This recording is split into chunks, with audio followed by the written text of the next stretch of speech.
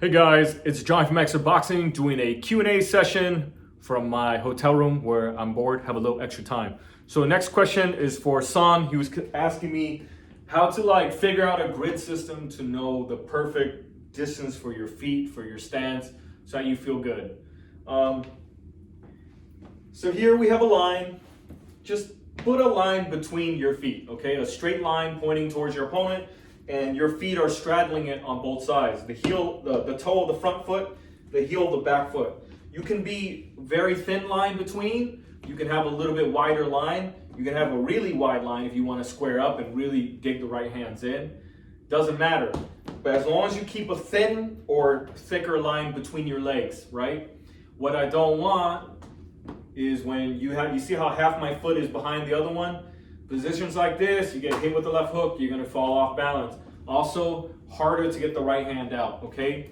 Some of you are gonna be tempted to stand really sideways because you want a super long jab, but you know what?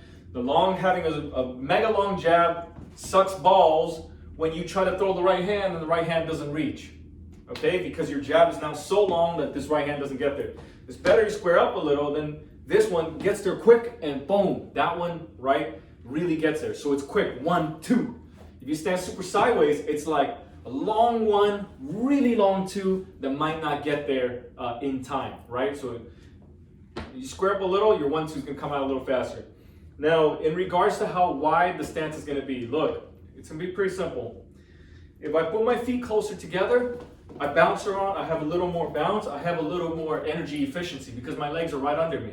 If I try to bounce around with my legs wide like this, you try yourself, you're gonna get super tired. So try to keep your legs under you. Not only that, when they're under you, you can move over quickly. Pivoting is quick, right? If you want to step or something like that, or switch stances, it's a little easier when your feet are closer. When you have them wide, pivoting is not going to be as easy to do. Okay? Now, there are advantages to being wide, for example. So if you're wide, you're going to feel that there's a hole under you, and with this hole under you, you can duck.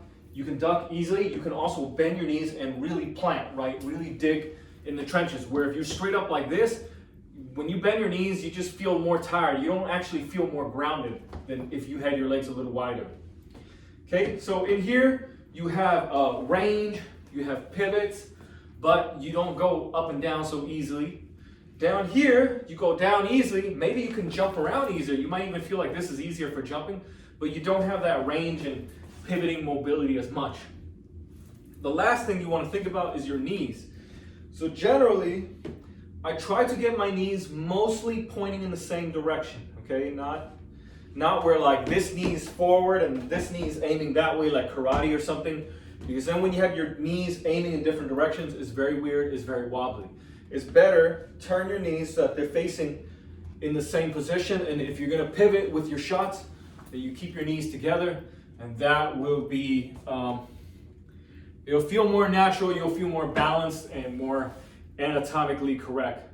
So Son, I hope you like this video. I hope this answers your question. I was hoping to do more just regular question, verbal Q&A stuff, but I hope you enjoyed it. If you like this video, subscribe to my YouTube channel, Extra Boxing. Visit the website, extraboxing.com. See you guys on the next Q&A video.